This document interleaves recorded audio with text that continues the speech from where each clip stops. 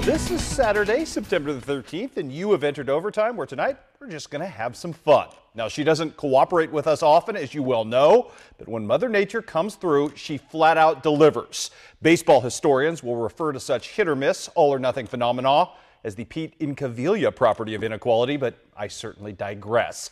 Unbelievable day of great weather today, and for us, a somewhat unbelievable scenario brewing on the local college football scene. Now, coming into this day, the four area teams we cover were a combined 4-1. And when you consider the somewhat pedestrian football histories of especially Quincy University and Culver Stockton in recent years, that is quite a fun glimmer of hope.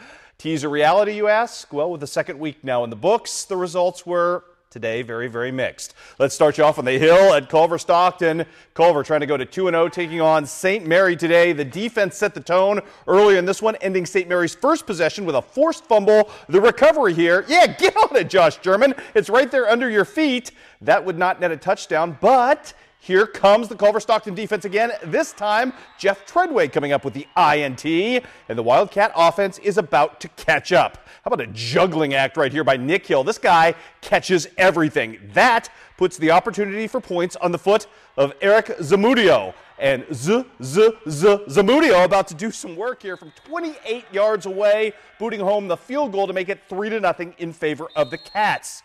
Later, another 3-and-out for St. Mary's. The punt attempt right here blocked. Didn't see who got it, but we did see this. Nick Hill right into your living room with the scoop and score at that point. Made it, my friends, a 10-0 lead in favor of the Cats. How about this guy right here? More defense. Andy Smith, do your work. Fantastic interception. Even gave him the Dikembe Mutombo at the other end of it. And that set up this guy, Chris Swingle, true freshman, true player today. Right out of the gate to John Hammond right there. Tripped up at the 1-yard line on the day for Swingle. 6 of 28 passing, or 16, I should say, of 28 passing. This 1-yard touchdown scamper of his own, and 4 passing touchdowns. Swingle in to make it 16-0 at that point. St. Mary's would answer back with a 75-yard bomb. Culver Stockton, though, answers the answer. Swingle to the air. 76 yards later, Fred Moore on his horse right here to make it a 23-7 lead. The defense did the rest. The offense not so bad either in this game. Lots of guys stepping up big time today as the Wildcats will improve on the season to 2-0, and they absolutely dropped a bomb on St. Mary. 57-7. Biggest point output for this school since 2002. Wow, Culver Stockton. Wow, Jeff Duvendeck. Suddenly things look a lot brighter on the hill. His defense looks very bright indeed as you're looking at David Marcinko, a Fred Bouchard product. Tell you what, nice sack for him as well today on the edge, killing quarterbacks. Good stuff for Culver Stockton. How about Quincy University? Would we be able to rekindle the same for the 1-0 Hawks coming into the day against Northern Michigan? Not if Wyatt Jurison had anything to say about it. Hawks built a 7-0 lead on a Chris Harris touchdown.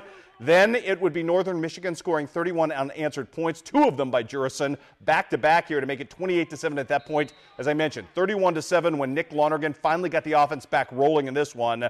They went to the no-huddle, hurry-up offense, and it was effective, at least on this drive, as it would be Lonergan, the pride of Jacksonville, Illinois, hooking up with Owen Schoenberger for the 7-yard touchdown pass. That made it 31-14, but the Hawks simply could not get anything going late in this ball game, couldn't stop the run very well either in the middle part of this ball game, and the Hawks fall to 1-1 on the season as they drop that 31-14 decision.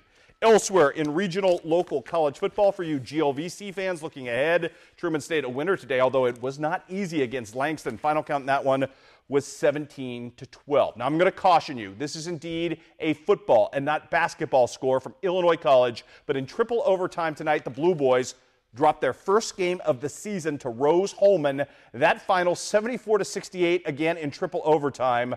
I know what you're wondering. What were the numbers on Michael Bates, the all-everything quarterback? He had 7 touchdowns in the day unofficially, 535 yards passing, 6 passing touchdowns, 1 rushing touchdown to go along with about 91 yards of rushing. Again, unofficially, that's 626 total yards of offense. Michael Bates is a beast. Unfortunately, the Blue Boy defense not equal to the task. They ran into a buzzsaw today as Rose-Hulman pulls off the victory. Speaking of good quarterbacks, speaking of local guys, Corey Dorothy, The pride of West Hancock bounces back and bounces back in a major way after losing to Culver Stockton last week. How about these numbers? Dorothy, 15 of 17 on the day for 183 passing yards, 2 passing touchdowns. That's an almost perfect quarterbacking rating, but that doesn't account for the fact he also had a nice day on the ground, rushing big time today for a lot of yards. In fact, 57 and a rushing touchdown. Way to go, Coy Dorothy, as McMurray drops and ends a 12-game losing skid. Good for Coy Dorothy. Nice to see that team turning around. And speaking of other good local products, how about the pride of Mark Twain High School tonight, showing out, getting the chance to run the footballs for Central Methodist, and Tyler Steinkamp did exactly that, delivered a 73-yard touchdown scamper, his biggest day as a collegiate, 12 carries, 127 yards, a touchdown, and he also blocked a punt on the night. Way to go, Mr. Tyler Steinkamp. We've got Western Illinois in action today, and this really maybe not the game that we thought it would be from the Leathernecks today, as they struggled a bit against Drake. First quarter, though, things going rather swimmingly. This is Kyle Hammonds in from 1 yard out to extend the Leathernecks at that point out to a 14-0 lead. Things kind of got away from the Necks, and considering the level of competition that Drake presented, that's not really a good thing. Michael Hudson right here catching the 10-yard touchdown pass from Cody Thibault at that point to make it a 14-7 game. Actually got to 14-10 at the half. But Eddie Holschlag, good day for him. 3 tackles today, a tackle for loss and a quarterback sack and a half. Second half, the Leathernecks kind of find themselves a little bit and pull away from Drake. Not a great day, but any day you can walk away with a win is a good day as the Leathernecks move on. Up next for them, they'll try to pull off the upset against Northwestern next week on the road. It'll be a tall order, but maybe they're pulled something good out of that second half, a little momentum going forward. Moving on now, let's talk a little high school football if we can. Unfinished business today with a pair of brand new coaches trying to push their surprising teams to a perfect 3-0 in Western Illinois. We start tonight with the Rushville Industry Rockets, who made the trip to Peoria Heights and made it with a kind of strange first half in this one. John Ebb and company trying to get things done. Rushville's defense toughened us up after going down 7-0 in this game. It is the outstanding sophomore Jacob Kunkel. He can play a little linebacker, and he is a ferocious and furious hitter. Ending the first, the Rockets finally get going. Christian Downs finds the Rob Gronkowski look-alike, Manning Plater, who comes up with a nice catch to take things down into the red zone. That would set up the touchdown maker, Colton Boyd, in from there to tie the game up at 7 apiece. Tough break for Rushville, though, coming up right here. Downs would be pressured in the pocket, and this, my friends, ends up with Peoria Heights coming up with the interception at the other end. It was kind of a first half where Rushville Industry kind of shot themselves in the foot, didn't look particularly sharp. However, an interception, this is the go-ahead touchdown up in the half right here to make it 14-7 at that point. Second half, though, the Rockets would go nuts, get back into this thing in a hurry. Right out of the gates, Andrew Charles running people over. Just a bulldozer right there. How about more of Mr. Charles getting his horse on in this one, going this time to pay dirt. 4-play drive. They missed the PAT. Peoria Heights leading 14-13 at that point. Rushville, though, stops Peoria Heights on 4th downs, would get the ball back. Christian Downs sneaky fast down the sidelines right here for the touchdown to make it 20-14 Rushville Industry, and the Rockets had found their muse. The Rocket defense turning it up again right here. Mr. Kunkel, Mr. Malone. This time Jordan Kunkel stepping in and doing some things as well as the defense stiffened in the second half significantly. More running from the Rockets coming up right here, and maybe a sensational 7 offering from Colton Boyd. Is he going to reverse field completely for John Hebb and get it done right here? Going one way like Marcus Allen, going the other way like Marcus Allen. Reversing field to make it 27-14. At that point, Rushville Industry starting to sense a little safety, starting to build a bit of a cushion, looking more like the Rushville Industry we've seen the first 2 weeks. Christian Downs had a big day today offensively and defensively as well. Kid can play some defensive back. Comes up here with a pick right here to give himself a chance to score. Downs going right inside with some tough running right here, down inside the 10-yard line, and that would set up Andrew Charles for the finishing move in this one, the fatality, if you will, as Rushville Industry ends Peoria Heights 34-20 today. Rushville Industry now 3-0 on the season. Meanwhile, Alex Ebbing and West Central try to go to 3-0. Carrollton state ranked at 2-0. Standing in the way. Carrollton up 6-0 early. Jacob Smith going right through the middle of the defense there to extend the lead. West Central's defense trying to stop the bleeding, trying to stem the tide. It's Ethan Likes coming up here with a tackle for loss in the backfield. This was tough to do because Carrollton has so much backfield speed. Things got a little chippy as well. West Central recovers their own fumble right here. A lot of pushing and shoving. These two teams don't like each other very much, as you can clearly tell at this point. The Hawks would go on a roll after that, though. Little screen right here to Cole Brennan. Going to net big yards. He's going to zigzag his way, in fact, all the way to the end zone. Then it's Mr. Smith setting up yet another touchdown in this one on the ground. Carrollton wins this thing big tonight, and West Central falls from the ranks of the unbeaten. 61-6 is your final in this ball game. And we are just getting warmed up here. We have plenty more for you tonight, including the return of the Burris Hybrid Seeds of Greatness, where we feature the outstanding freshman middle hitter, Miss Josie Stanford, from Basin Seymour. Plus, we've got golf, soccer, lots of goodies coming your way next as overtime rolls on.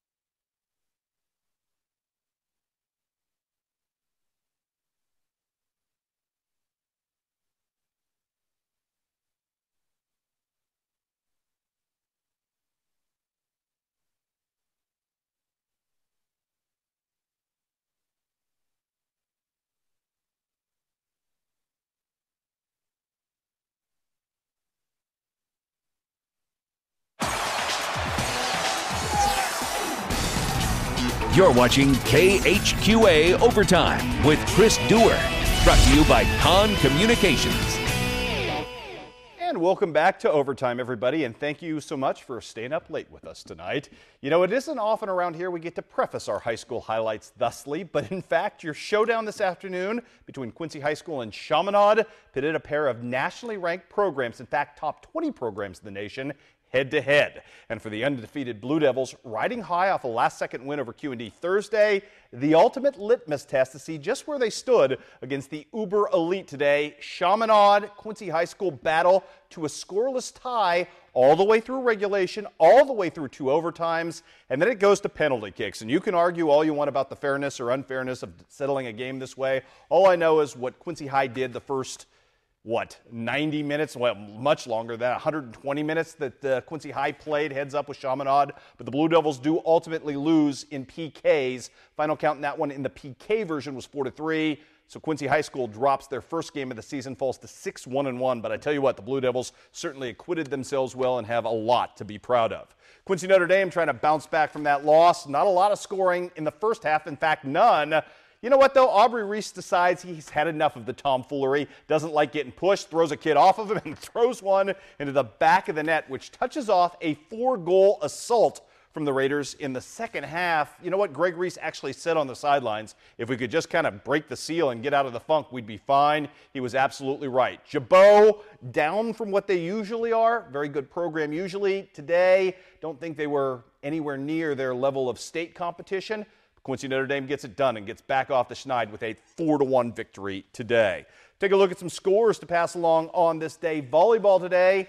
Quincy High School ends up finishing strong. In fact, number 2 in the loaded North Scott tournament today. Bettendorf, defending state champs, beat Quincy High down the stretch, but the Blue Devils end up going right there. 4-1 was your final. Also on the docket today, Quincy Notre Dame settling for 4th place today at the Hampton Inn tournament over in Lincoln, run by our good friend and former Unity alum. Well, I guess he's still an alum. Sam Knox, great guy. Q&D finishes 4th on the day. Riley Hummert makes the all-tournament team. Loss in the semifinals was, or actually in the 3rd place game, I should say, was to a very good Bartonville Limestone team today.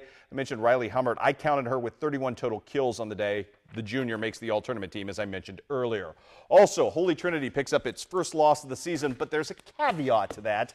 The number 1 ranked team in Class 1A lost to the number 5 ranked team in Class 5A. Probably takes that much to get it done. Michaela Fecky, 56 total kills today as the Crusaders go 4-1 on the day. They played up in competition all day long. They just didn't end up winning the thing, which they typically do. No 3rd place there. They just lost in the semifinals today. Also, we want to pass along some softball scores today. Congratulations to super freshman Kara Baker, who shined for the Highland Cougars today. 4 ribbies, including the game winner in walk-off fashion, as Highland rallies all the way back from, I believe, a 3-1 deficit at one point to beat Zumwalt East to take the Ellsbury tournament today. Again, Kara Baker doing the job. Avery Johnson very good on the hill as well, as she went the distance to get the win. In the consolation bracket of that same tournament today, Louisiana, big-time pitching victory today from Caitlin Van Hoosier. Got a lot of hits. In fact, I think 9-run 3rd inning was Louisiana's difference in that ball game as they beat Ursuline Academy, as you saw there, by a big score, 9-3. Also, at the Cairo tournament today, it was Macon falling to Palmyra for 3rd place. Brian Wassman's team kind of gets some momentum back with a nice win over a pretty good Macon team there as well. We've got golf for you. Red Rogers Invitational up in Hamilton today. Lauren Fry playing with the boys. She usually plays very, very well today. On number 9, wow, nice little chip shot there to save par on that hole. She was playing number 2 today. Chase Burke playing number 1, sinking a putt right there, but the scores were struggling a bit today. Quincy Notre Dame sent their 2nd team today. They played pretty well, including this guy, Tanner Stratton, who ended up finishing 4th individually on the day, helping Quincy Notre Dame to a 3rd place victory there as a team, or a 3rd place finish as a team. Good stuff right there. Good stuff right here as well by this guy, Illini West Austin Tosh, who ended up finishing the day in 3rd place individually with an 87 on the day. Good showing for him.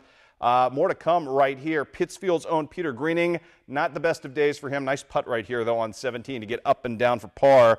His playing partner on the day from Pittsfield, Raleigh Filbert, ended up firing an 83, which was good for 2nd place overall. Pittsfield is a team with a 371. As I told you, the scores were really high today. Ends up taking 1st place today. Payson Seymour, led by Cody Ash, who you saw right there, ends up 4th on the day. Biggsville West Central 2nd, Q&D 3rd, Payson Seymour 4th, Illini West 5th, and the host team, West Hancock, finishes 6th on the day individually. Speaking of more golf, Quincy Notre Dame, the other team, the varsity team, or more varsity players, I should say, ends up winning the Marquette Invite today down at Lock Haven in Alton.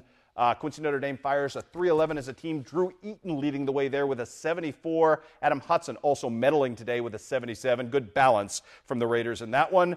I think we have some more for you today. Let's talk a little tennis. The Quincy High girls finished 2nd in the loaded Rock Island Invitational. Couple of medalists to mention, Alexis Petty, who finished 3rd at number 1 singles, and Haley Houseworth, who finished 2nd at number 2 singles. Congratulations to those young ladies.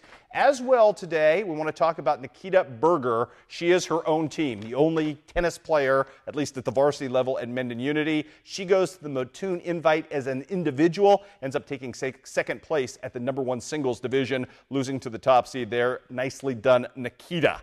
We've also got cross country to talk about today. Porta Invite, girls showings. Illini West didn't have enough to run as a team, but put 3 medalists, the only 3 girls they had running, into the top 15 on the day, including Carly Garnett leading the way. Also, Caitlin Obert from Liberty with a nice day, finishing 8th overall. On the boys' side, for the 2nd time in as many years, Liberty is your Porta Invite team champion. 4 gentlemen in the medalist category in that one. They include Lucas Boer, who ended up finishing 4th, Brady Cook, who finished 6th, Reed Tate, who was 10th, and Logan Wade, don't want to forget him, 15th. So nice showing right there for Jared Schmidt's crew on the day as well. Well, it is time now to do it once again. It is time for our Con Communication nominee, our latest for the month of September. Your chance to pick the best sports coupling of the entire month. Every Saturday, we'll give you our best nominee to consider, and then at the end of each month, you get to go to our website at khqa.com and vote for your favorite. And if you vote online, just by simply doing so, you become eligible to be randomly drawn for a prize package from Con Communications, and it's a good one. And tonight, we're going to get golden on the pitch. Mr. Whitty and Mr. Noakes getting it done with about 30 seconds left at the end of double overtime for the Quincy High School Blue Devils as they